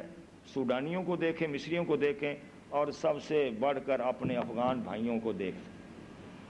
افغان بھائیوں کا معاملہ، اس کو آپ ایک ملک کا محدود معاملہ نہ سمجھیں، یہ پورے اسلام کا مسئلہ ہے، پوری ملت اسلامیہ کا مسئلہ ہے، اور میں آج بھی تقریر میں کہہ کر آیا ہوں عربوں کے سامنے، میں یہ کہتا ہوں تمام مسائل کے اندر اور تمام جتنے بھی مسئلے اٹھے، فلسطین کا ہو یا ایریٹریا کا ہو یا دوسرا ہو کوئی ہو، تمام مسئلوں کے اندر مسلمانوں نے رسوائی دکھائی ہے، مسلمانوں نے پسپائی دکھائی ہے، گر گئے مسلمان. لیکن افغانیوں نے اس مسئلے کو جناب اس طریقے سے لیا ہے کہ دنیا کے اندر مسلمانوں کا سر بلند کر دیا. ہم عزت سے کہتے ہیں کہ افغان قوم لڑ رہی ہے، یہ کوئی معمولی بات نہیں ہے. دنیا کی سب سے بڑی طاقت سپر پاور جو سمجھی جاتی ہے، نمبر 1 پر ہو یا نمبر 2 پر ہو، یہ ہمیں نہیں معلوم، سب سے بڑی طاقت ہے اور اس کے پاس جدید ترین ٹیکنالوجی ہے، سب سائنس میں ترقی یافتہ ہے، تعداد کے لحاظ سے بڑی ہے، معاش اور وسائل کے لحاظ سے بڑی ہے، اور اس کی فوجیں بھی بڑی ہیں. لیکن اتنی بڑی طاقت جو سرحدوں کے اوپر رہتی ہے، دور سے بھی اسے نہیں آنا پڑتا، جیسے امریکہ ویتنام میں آتا تھا دور سے، کہ کوئی کہے کتنی دور سے امریکہ کیسے جنگ لڑ سکتا تھا، بالآخر اسے اٹھنا پڑا وہاں سے. یہ بات بھی نہیں ہے، سرحدیں ساتھ ملتی ہیں، زمین ساتھ ملتی ہے. اور اتنی بڑی طاقت نے پوری یلغار کی ہے، اپنا ایڑی چوٹی کا زور لگا دیا، اپنی ساری ٹیکنالوجی اس میں لگا دی، اپنے ماہرین کی منصوبہ بندی اور ان کے دماغ صرف کر دیے ہیں. لیکن ان بھوکے افغانی مجاہدین نے، جن کے پاؤں ننگے ہوتے ہیں، میں نے خود ان کے ننگے پاؤں خدا کی قسم دے کے پھٹے ہوتے ہیں. کیوں پھٹے ہیں؟ ہم پہاڑوں کے اوپر چلتے رہتے ہیں، جوتے کہاں سے لائیں؟ ان ننگے ہاتھ نوجوانوں نے چھوٹے چھوٹے اسلحہ کے ساتھ، لیکن ایمان کی طاقت کے ساتھ اور اللہ تعالیٰ کے اعتماد کے ساتھ اور تکبیر کے نعروں کے ساتھ اس طاقت کے چھکے چھڑا دیے. یہ ایسا زبردست کارنامہ اس دور میں سر انجام دیا جا رہا ہے کہ اگر مسلمانوں کے پاس نیوز میڈیا ہوتا اور مسلمانوں کے پاس اپنے ذرائع ابلاغ ہوتے آزادانہ، تو اس چیز کو دنیا کے اندر پیش اس نقطہ نظر سے کرتے کہ یہ اسلام کی برکت ہے، کہ ایمان کی برکت ہے، کہ اسلحہ اور وسائل مادی کی کمزوری کے باوجود بھی اللہ تعالیٰ جو ہے ایک بڑی طاقت کے مقابلے میں مسلمانوں کی مدد فرماتا ہے. اور یہ اللہ کی مدد، ورنہ ان کا حال عجیب و غریب حال ہے. آپ سمجھتے ہیں کہ کوئی فوج بن کر لڑ رہے ہیں، وہ فوج کہاں سے بنے؟ ان کے پاس کپڑے نہیں ہوتے، ایک جوڑا مل گیا، اس جوڑے کو لیے پھرتے ہیں. گلبدین حکمت یار سے کسی نے پوچھا، میرے سامنے یہ بات ہوئی، جو ایک مجاہد لیڈر ہے، اس کے پاس ایک جرمنی کا صحابی آیا. بڑے صحابی آتے رہتے ہیں، وہ مشاور بھرا رہتا ہے ایسے صحابیوں سے. اور جرمنی سے آیا اور اس نے آ کر گلبدین سے مجھے انٹرویو لینا ہے. ہم پاس بیٹھے ہوئے تھے، میٹنگ ہو رہی تھی، درمیان میں وقفہ ہوا تو جی آیا انٹرویو. تو وہ گلبدین سے کہنے لگا آپ کب تک لڑیں گے؟ وہ جرمن صحافی کہنے لگا آپ کب تک لڑیں گے؟ اب دیکھیے مجاہد کا جواب. اس نے، گلبدین نے یہ جواب دیا، یہ روس سے پوچھئے وہ کب تک لڑے گا. اس نے کہا کیوں؟ اس نے کہا بات واضح ہے، روس کو لڑنے کے لیے ایک سپاہی پر روزانہ $100 کم از کم خرچ کرنا پڑتا ہے، کم از کم $100، بلکہ اس سے زیادہ. اس کو اچھے سے اچھا اسلحہ دینا پڑتا ہے، اس کو بہترین سے بہترین لباس جو سردیوں کے اندر گرمی پہنچائے اور گرمیوں کے اندر ایئر کنڈیشن ہو، اور بڑے اس کو ہتھیار اور ٹینک اور توپیں اور آرمر کاریں اور گن شپ اور کلاشن کوف اور فلاں فلاں اس نے جو بنائے ہوئے ہیں، اس نے میگ اور دوسرے سخوئی وغیرہ بنائے، بڑا کچھ دینا پڑتا ہے اسے. اس کو شراب دینی پڑتی ہے، اس کو اچھی خوراک دینی پڑتی ہے، خوش کرنا پڑتا ہے اسے، اور اس کے بعد جنس کی اس کی تسکین کرنی پڑتی ہے. اور اگر ان میں سے کوئی ایک سپاہی مر جاتا ہے تو پیچھے گھر والوں کو پھر بڑا مطمئن کرنا پڑتا ہے. سب تشدد اور آمرانہ نظام کے باوجود تو بڑا خرچ کرنا پڑتا ہے اسے ایک سپاہی پر. میں نے تو کہتے ہیں میں نے حساب لگایا کہ $100 میں نے کہہ دیا، ہو سکتا ہے اس سے بھی زیادہ ہو، اس سے پوچھو. اور ہمیں وہ کہتا ہے میں اپنے ایک مجاہد کو 1 کلو روٹی دیا کرتا ہوں اور اسے کہا کرتا ہوں ہفتے 2 ہفتے نکال لینا. اس سے سوکھی ہوئی روٹی وہ اپنے بیگ میں ڈال لیتے. 1 کلو روٹی ہفتے 2 ہفتے کے لیے چند لقمے توڑے گا، پانی کے اندر بھگوئے گا، اس کو کھا. کہتے ہیں ہم تو لڑتے رہیں گے، ہم تو لڑتے رہیں گے جب تک اللہ چاہے گا، ہمیں کوئی تکلیف نہیں ہے. ہم ختم ہو جاتے ہیں تو اللہ تعالی ہمیں شہادت کا درجہ دیتا ہے، اور اگر جیتے رہتے ہیں تو لڑتے رہیں گے۔ یہ وہ قوم ہے، اور اللہ تعالیٰ کی مدد اس کے اوپر آ رہی ہے، اور اسی کی وجہ سے اب روس اس وقت پریشان ہے۔ آپ خود دانش مند آدمی ہیں، سوچنے والے آدمی ہیں، ذرا اتنا سے سوچ لیں کہ آخر روس سیاسی حل کیوں چاہتا ہے؟ اگر معاملہ ٹھیک ہوتا، افغانستان کے اوپر اس کا مکمل قبضہ ہوتا، تو وہ یہ بات ہی نہ دنیا میں چھیڑتا۔ سیاسی حل کے لیے مارا مارا پھرتا ہے، جتنے بھی اس کے کیمپ کے لوگ شامل ہیں ان کو اور امریکہ کے جوڑ توڑ کرتا ہے، مذاکرات کرو مذاکرات کرو۔ لیکن ایک طرف غرور بھی ہے اور اپنی ناک بھی بچانا چاہتا ہے، اور اندر سے اس کو ایک مصیبت بھی پڑی ہوئی۔ مصیبت میں آپ کو بتاتا ہوں اس کو جو اصل مصیبت ہے، اصل اس کو مصیبت یہ نہیں ہے کہ اس کا اسلحہ برباد ہو رہا ہے، اس کی مالیات کو ضرب لگ رہی ہے، یا افغانستان کی وادیوں کے اندر اسلحہ کی جنگ تو دیکھنے میں ہو رہی ہے، اصل جنگ جو ہے وہ اسلام اور کمیونزم، اسلام اور کفر کے درمیان ہے، اور اس جنگ میں اسلام نے بار بار ثابت کر دیا ہے کہ میں کفر کے اوپر غالب آنے والا ہوں، اور یہ اسلام کا پیغام اور یہ اثرات خود روس کے اندر اتنی تیزی سے پھیل رہے ہیں کہ روس کے لیے وہ ہے پریشانی۔ ظاہر بات ہے اتنے روسی آتے ہیں جو اس وقت تو 2.5 لاکھ تک پہنچ چکے ہوں گے، اور آتے ہیں اور جاتے ہیں اور مرتے ہیں، اور ان کی لاشیں جو ہیں روزانہ ان کی لاشیں جو ہیں، ڈیڈ باڈیاں جو ہیں وہ تابوتوں میں ڈال کر وہ وہاں بھیجتے ہیں روس میں، اپنے اپنے شہروں میں۔ وہ ایک ہمارے نوجوان نے ایک روسی افسر کی ایک ڈائری کسی مارکے کے اندر اس کی ملی، جو اس کا ترجمہ روسی سے انگریزی میں کیا گیا اور اردو میں کیا گیا ترجمہ، وہ ہمارے پاس محفوظ ہے اصل اس کے ہاتھ کے لکھے ہوئے۔ تو وہ اپنی بیگم کو لکھتا ہے کہ بڑا ملنے کا خواہش مند ہوں، دل چاہتا ہے بچوں کو بھی دیکھوں، بہت سے میرے ساتھی واپس جا رہے ہیں، لیکن واپس جو ہے وہ گاڑیوں پر نہیں جاتے، تابوتوں کے اندر جاتے ہیں، گاڑیوں میں نہیں جاتے، تابوتوں میں جاتے ہیں، اور شاید میں بھی کسی تابوت ہی میں واپس آؤں۔ یہ اس کے تاثرات لکھتا رہا اپنے ڈائری میں لکھتا رہا۔ تو میں یہ کہتا ہوں کہ اسلام اپنی برتری ثابت کر رہا ہے۔ ایک روسی قیدی کو دیکھا میں نے، ایک روسی قیدی کو، بھائیو ہم وہاں رہتے ہیں پاکستان میں، اور جتنا یہ مسئلہ افغانستان کا اتنا یہ پاکستان کا بن چکا ہے۔ میں تو عالم اسلام کا تو ہے، لیکن یہ کہ براہ راست یہ پاکستان کا مسئلہ، ہم اس مسئلے سے غافل نہیں رہ سکتے۔ ہم نے ان کے مہاجرین کی جو ہم سے بس آتا ہے خدمت ہوتی ہے، کچھ لوگ ہمیں پاکستان کے اندر سے کچھ فنڈز دے دیتے ہیں، کوئی بعض سے ہمارے مسلمان لوگ فنڈز دے دیتے ہیں مہاجرین کو، غذا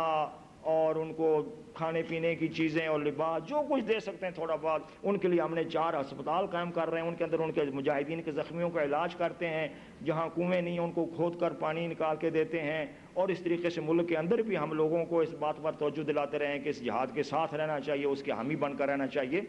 تو ہم گئے ایک مرتبہ، میں نے کہا میں روسی کسی قیدی کو دیکھنا چاہتا ہوں، تو مجھے مجاہدین کا لیڈر جو ہے وہ لے کر گیا، کہنے لگا کہ میں آپ کو ایک ایسے روسی افسر کے پاس لے کر جاتا ہوں جو فارسی سمجھتا ہے، ورنہ مشکل پیش آتی ہے نا۔ تو میں فارسی بول لیتا ہوں، کام چل جاتا ہے۔ مجھے لے گئے، وہ کسی جگہ جو پاکستان میں نہیں ہے کسی اور جگہ ان کو رکھتے ہیں وہ۔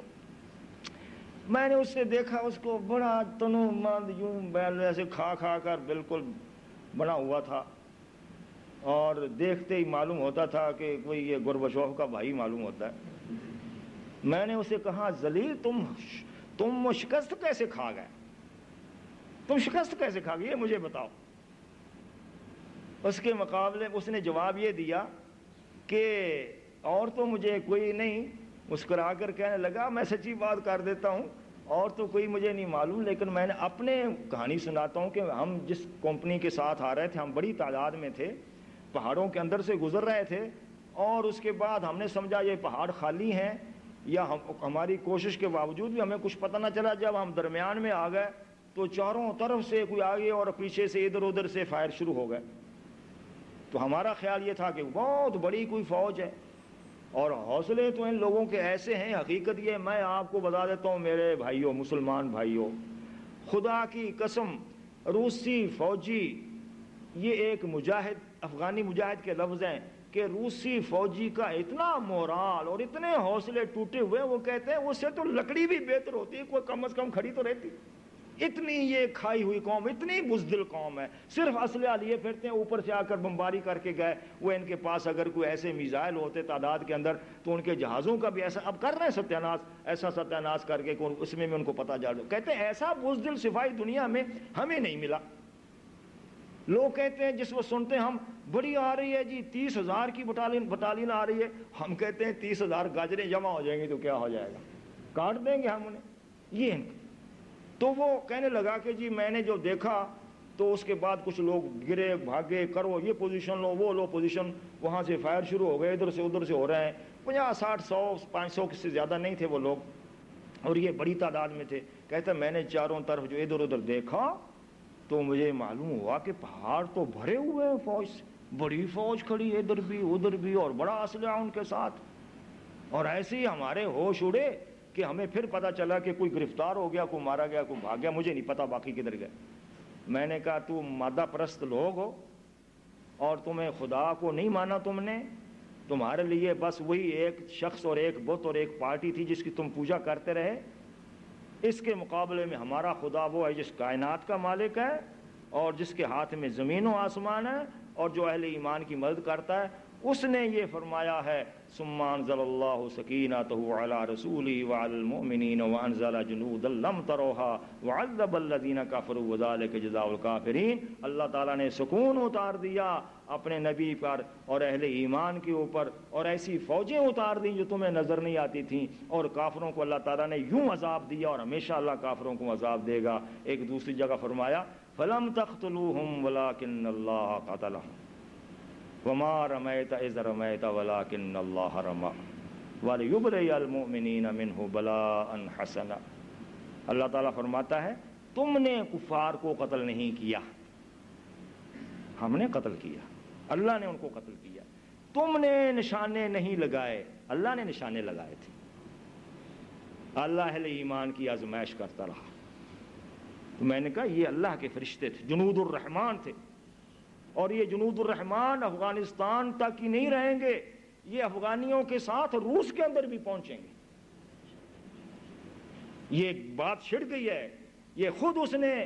اپنے ہاتھ میں اور اپنی مصیبت خود اس نے سر پر لے لیا ہے۔ الجھا ہے پاؤں یار کا زلف دراز میں، دیکھی کیسے نکلتا ہے روس۔ وہ ذرا بھی جب ہم حل کی بات کرتے ہیں سیاسی حل، وہ کہتے ہیں سیاسی حل کیا کرتے ہو، ہم تمہارا مسئلہ حل کر لیں گے، چھوڑ دیں آپ ہمیں کرنے دیں۔ یہ ان کا مورال، اتنا عظیم قوم دنیا میں بہت مسلمان قومیں ہیں، لیکن کسی نہ کسی قوم کو اللہ تعالیٰ کسی دور میں خصوصی جو عزت اور خصوصی جو اس کو صفت بخشتا ہے، وہ حقیقت یہ ہے کہ اس قوم کو مل چکی ہے۔ ایک عورت کا قصہ آج بھی میں نے سنایا، آپ بھی سن لیں۔ ہم لوگ ان کے ساتھ رات دن رہتے ہیں، افغانی عورت، مرد تو سن لیے آپ نے، کیمپوں کے اندر عورتیں رہتی ہیں، بوڑھے رہتے ہیں، چھوٹے بال بچے رہتے ہیں، ان میں سے بہت سارے یتیم ہیں، لڑکیاں لڑکے بڑے یتیم ہیں، نوجوان مجاہدین کے ساتھ ہوتے ہیں، وہاں جنگ کرتے رہتے ہیں۔ ہم نے ایک وفد بھیجا عورتوں کا، ذرا عورتوں سے تو ملو جلو۔ کوئی پشاور کی عورتیں تھیں، کوئی لاہور کراچی سے آئی ہوئی تھیں، ایک ڈیلیگیشن بنا کر گئیں۔ ہم بھیجتے رہتے ہیں کہ ذرا اندر عورتوں سے ملو، ان کو کہو کہ بھائی تم ہماری بہن ہو، بیٹیاں ہو، ہم تمہارے خادم ہیں۔ تو ہماری عورتوں کا وفد جو گیا ایک کیمپ میں، جو بہت بڑی دور جگہ پر کیمپ تھا، وہاں گیا تو کیمپ تو بڑی خیمہ بستی بنی ہوتی ہے پوری، اس کے اندر یوں چاروں طرف خیمے، اس کے اندر ایک خیمے میں افغانی عورتیں 50-60 جمع تھیں، اور کوئی خوشی کا مقام تھا، دعوت ہو رہی تھی، گوشت بکرا کوئی کاٹا، اور اس جس خیمے والی تھی اس نے بکرا ذبح کیا اور کھانا پکا کر رکھا ان کے سامنے۔ یہی جو ان کے پاس ہوتا ہے، بیچاری کے پاس کوئی بکرا تھا یا کوئی جو بھی تھا بلا لیا، معمولی چیزیں ہوتی ہیں، آپس میں بیچارے مل جل کر کھاتے ہیں۔ تو ہماری عورتیں گئیں، ان سے ملیں، بتایا کیا چیز ہے، شاید شادی ہے کسی کی، ہوتی رہتی شادی بیٹے بیٹیوں کی، اگرچہ بہت ہی کم ایسے موقع پیش آتے ہیں، نوجوان تو بیچارے جہاد میں ہوتے ہیں۔ معلوم ہوا کہ ہے تو شادی خوشی، خوشی کا مقام، لیکن یہ ایک ایسی قسم کی خوشی ہے جو اس دنیا کے اندر تو نرالی ہے، اور اس تاریخ میں ایسی خوشی کی تقریب آپ نے پہلے نہیں کہیں دیکھی نہ سنی ہوگی۔ کیا وہ تقریب؟ نہ شادی ہے، نہ کوئی اور بات ہے، نہ کسی قسم کی اور اس طرح کی جو دنیا کے لوگ خوشی کرتے ہیں اس رنگ میں کوئی خوشی ہے۔ یہ خوشی اس خیمے والی عورت نے جس نے دعوت کی ہے اسے اس بات کی خوشی ہے آج کہ اس کے کل 4 بیٹے تھے، خامد پہلے مر چکا تھا، 4 بیٹے تھے، صرف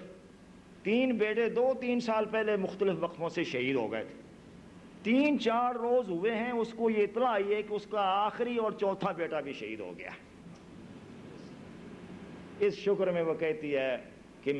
مجھ سے بڑھ کر کوئی عورت ہو سکتی جس کو اللہ تعالیٰ 4 شہیدوں کی ماں کہے گا؟ اس کے پاس بیٹھی عورتیں، ہماری عورتیں تو پانی ہو گئی، وہ تو بیچاری قابو ہی نہ رہا، جذبات کا منظر پیدا ہوا۔ لیکن رپورٹ میں انہوں نے لکھا کہ وہ خاتون کہنے لگی، پشتوں میں بات ہوتی تھی، وہ خاتون کہنے لگی کہ میں تو اپنے سے بڑھ کر آج زمین کے تختے کے اوپر اپنے سے بڑھ کر کسی عورت کو زیادہ آج میں خوش قسمت نہیں دیکھ رہی،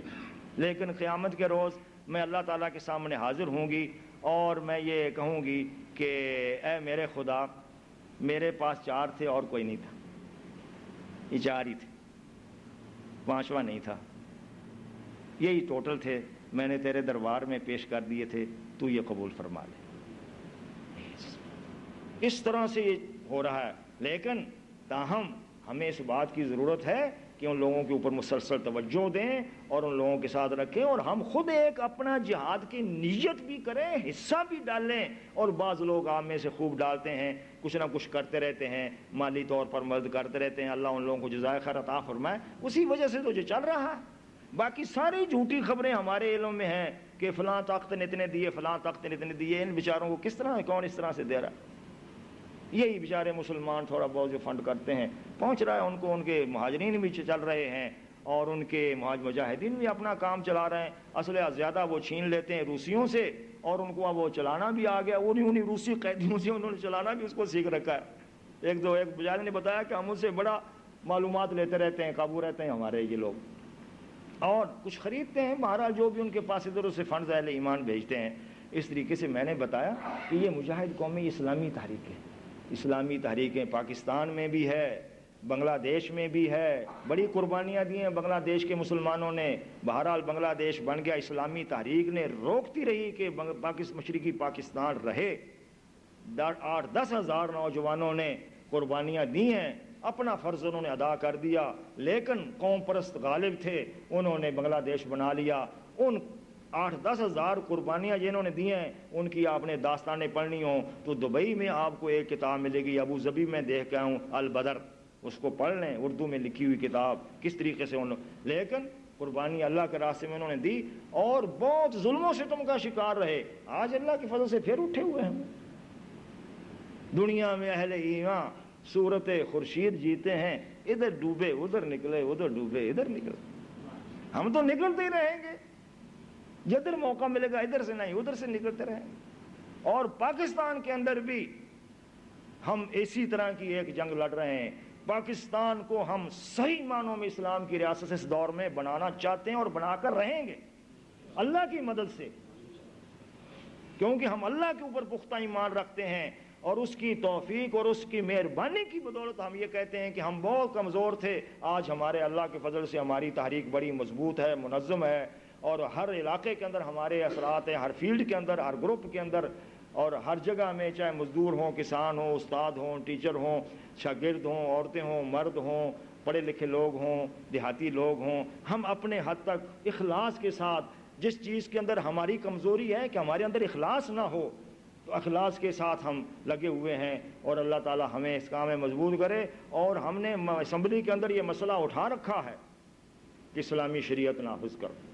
وہ وعدے پورے کرو۔ بل پچھلے اجلاس سیشن کے اندر وہ بل پیش کیا، تمام اسمبلی نے بال اتفاق یہ طے کر دیا کہ اصولی طور پر اسمبلی جو ہے وہ یہ بات تسلیم کرتی ہے کہ پاکستان کے اندر اسلامی شریعت ہی قانون ہوگا اور عدالتیں اسلام کے مطابق چلیں گی، لیکن اس قرارداد کو اگلے سیشن میں لایا جائے۔ چنانچہ اگلے سیشن کا اب انتظار ہے جس میں یہ قرارداد آئے گی۔ صرف باتوں اور تقریروں سے یہ کام نہیں چلے گا، اس کے لیے جدوجہد بھی کرنی پڑے گی۔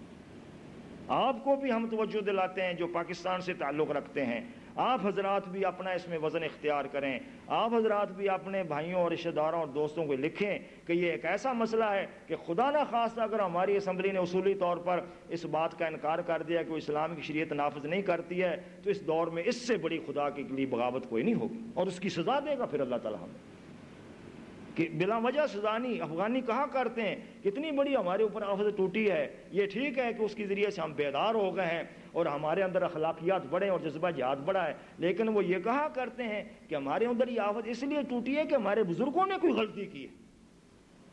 جس دور میں یہ کسی ظالم طاقت کا جواب دے سکتے تھے نہیں دیا اسے، تو ایک دور کے لوگ جب غلطی کرتے ہیں دوسرے دور کی نسل اس کو بھگتتی ہے پھر۔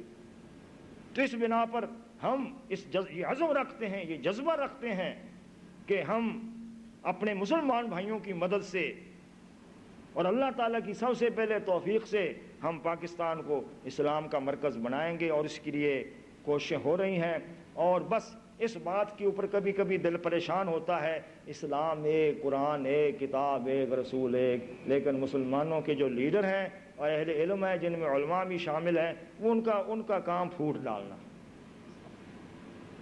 دین جمع کرنے کے لیے اب دین کو استعمال کیا گیا تفریق برپا کرنے کے لیے، مسجدیں سب کو متحد کرنے کے لیے، لیکن مسجدیں بن گئی ہیں تفریق کے اکھاڑے۔ یہ کچھ کمزوریاں ہیں، لیکن ان کو بہرحال عام لوگ جو سنجیدہ اور سمجھدار لوگ ہیں ان کا یہ کام ہے، اہل علماء ہوں یا غیر علماء ہوں، پڑھے لکھے ہوں، ان کا یہ کام ہے وہ خود اپنی ملت کا مسئلہ سمجھ کر کہیں کہ یہ بات نہیں ٹھیک۔ اصولی طور پر ایک بات ہم سمجھتے ہیں کہ اللہ اور اس کے رسول کا یہ حکم ہے اتحاد، وَاعْتَصِمُوا بِحَبْلِ اللَّهِ جَمِيعًا۔ اگر اتحاد سے ہٹ کر کوئی جاتا ہے، آج خود ہمیں سمجھ لینا چاہیے کہ یہ انحراف ہو رہا ہے کہیں سے، اس کے لیے تو کوئی بڑے فلسفے پڑھنے کی ضرورت نہیں۔ تو بہرحال اس سب کے باوجود ہماری تو جدوجہد اور کوشش ہے۔ اسی طریقے سے مصر کے اندر بھی وہ لوگ اتنے پرامن تھے، اتنے تکالیف کے باوجود، جیلوں اور مارے کھا کے باوجود اپنا بڑھ رہے تھے۔ سوڈان میں بھی اسی طریقے سے ایک قافلہ بڑھ رہا ہے، اور اس کے اندر تو ماشاءاللہ تحریک اسلامی سوڈان نے بڑی سیٹیں بھی حاصل کر لی ہیں، جو پہلے 55 تھی اب 57 ہو گئی ہیں۔ اور دوسری جگہوں کے اوپر بھی میں آپ کا وقت زیادہ نہیں لینا چاہتا، لیکن ہر جگہ یہ کام ہو رہا ہے۔ اس کے باوجود بھی بڑی کمزوری ہے، بڑی کوتاہیاں ہیں، بڑی کمیاں ہیں۔ اللہ تعالیٰ ان کمیوں کو دور عطا کرنے کی توفیق عطا فرمائے۔ وآخر دعوانا الحمدللہ رب العالمین، سبحان ربک رب العزت عما یصفون وسلام علی المرسلین والحمدللہ رب العالمین۔